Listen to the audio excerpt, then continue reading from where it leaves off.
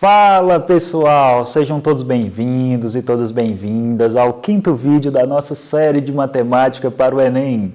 Agora estamos na nossa última aula de funções matemáticas. Eu vou apresentar aqui para vocês as funções trigonométricas.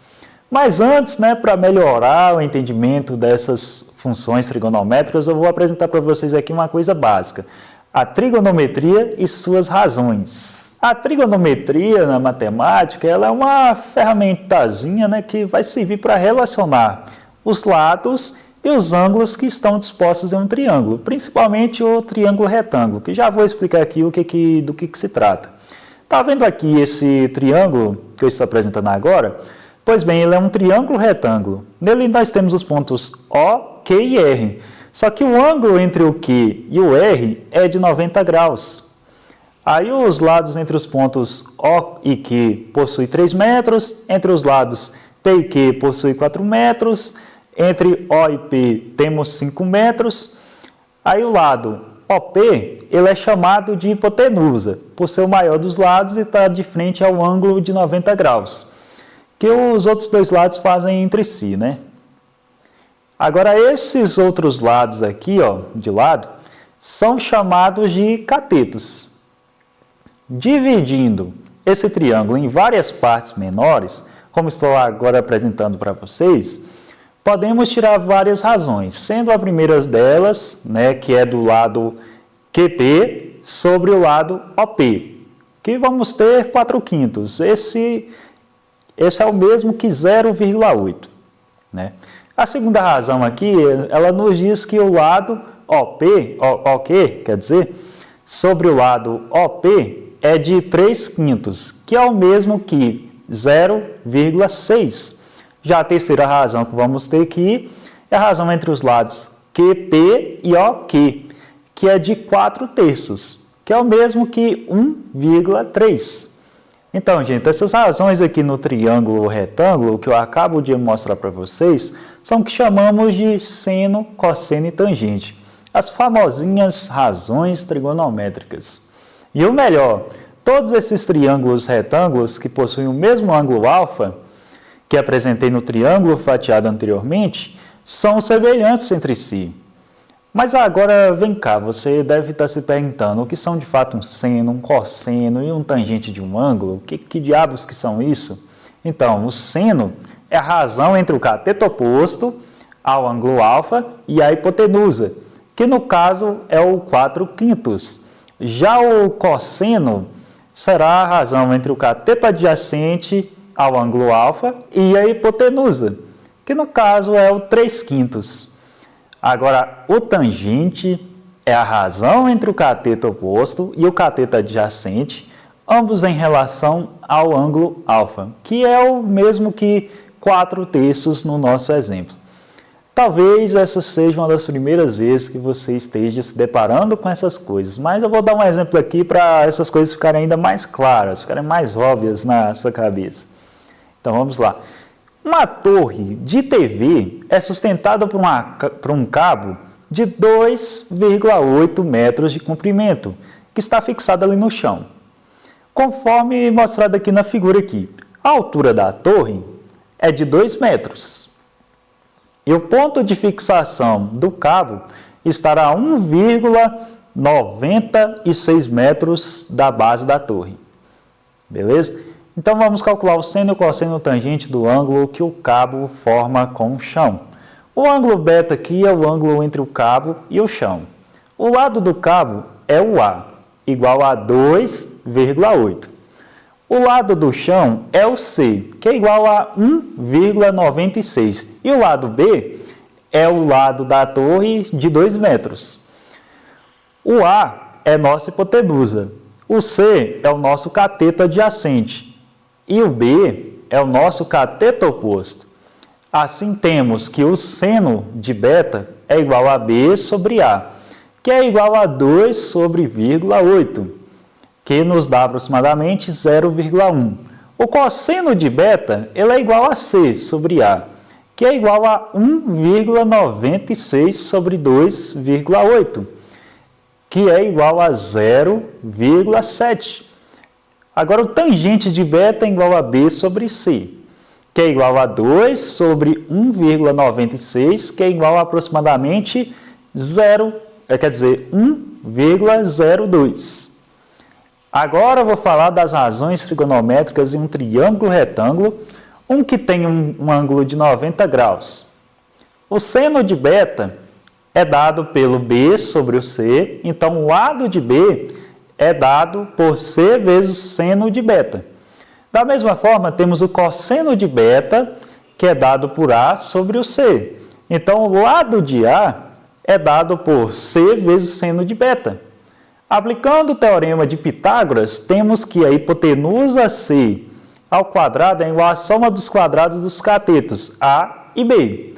Desenvolvendo aqui, vamos ter que o cosseno de beta ao quadrado mais o seno de beta ao quadrado é igual a 1.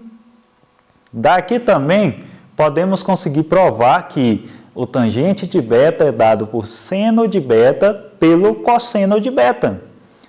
Mas tem uma coisa que eu não posso deixar vocês saírem daqui sem aprender, que são os ângulos notáveis, que são os de 30 graus, os de 45 graus, os de 60. Né?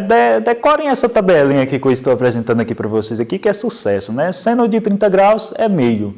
Seno de 45 é raiz de 2 sobre 2. Já o seno de 60 graus é igual a raiz de 3 sobre 2. Beleza? É a mesma coisa aqui para o seno e para o cosseno e para o tangente aqui das outras funções aqui. Para os outros ângulos aqui. Também decorem a raiz de 2 sendo igual a 1,4 para o Enem e a raiz de 3 sendo 1,7. Isso aí é importante. Vamos agora falar sobre o círculo trigonométrico aqui. Esse círculo é uma circunferência de raio igual a 1, que possui orientação positiva no sentido anti-horário e negativa no sentido horário. Esse círculo se divide em 4 quadrantes, sendo que o primeiro vai da extremidade de 0 até 90 graus, ou de 0 até π, sobre 2 radianos. O segundo quadrante vai aqui de 90 graus até 180, ou de π sobre 2 até π radianos. O terceiro quadrante já vai aqui de 180 graus até 270 graus, ou de π aqui até 3π sobre 2 radianos. E o quarto quadrante vai de 270 até 360 graus, ou de 3π sobre 2, ou, no caso aqui, vai até 2π radianos. Agora vem a melhor parte aqui que eu vou apresentar para vocês. O seno, o cosseno e o tangente se encaixam perfeitamente nesse círculo, da seguinte forma aqui que eu estou mostrando aqui na imagem, aqui para vocês. O seno aqui, no caso, vai ser de 0 a 90 graus, que é o mesmo de 0 a 1 ao longo do eixo vertical. Mas também vai de 0 a menos 1 na parte de baixo, desse mesmo eixo vertical. Já o cosseno vai ser semelhante, só que no eixo horizontal. Aí ele é igual a 1 em 0 e igual a menos 1 em 180 graus, ou π radianos, como preferirem. Já a tangente é um pouco diferente. A tangente de 90 graus ela é infinito. Tangente de 270 graus é menos infinitos, para vocês terem ideia. Enquanto que a tangente de 0 é 0.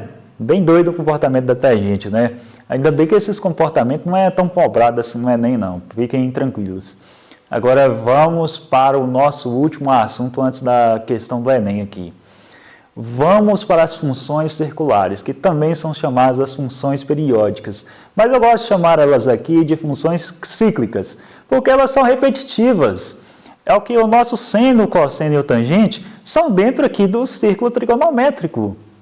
Então, a função seno, ela tem a cara aqui de f de x igual a seno de x, com x variando de menos 1, não, de 1 a menos 1, de 1 a menos 1, ou de menos 1 até 1, como preferirem.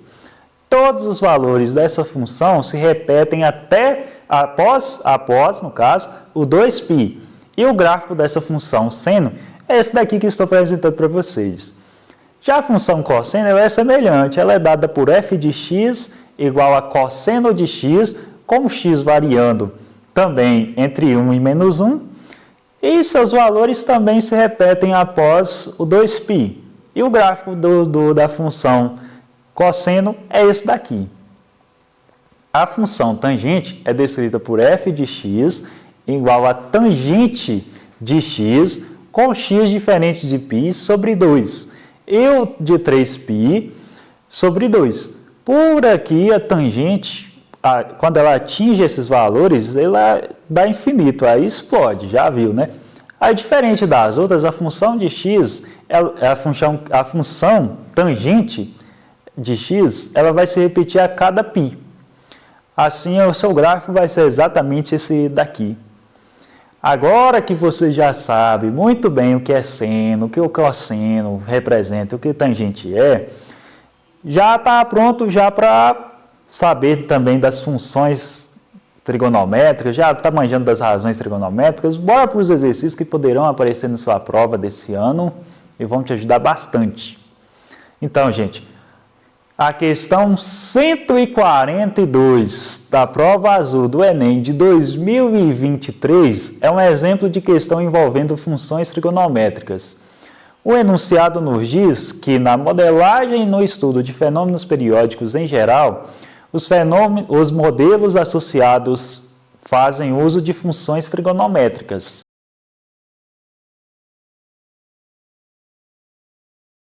Nesse sentido, é para considerar um experimento realizado em um laboratório em que uma planta foi colocada em uma estufa onde a temperatura é controlável.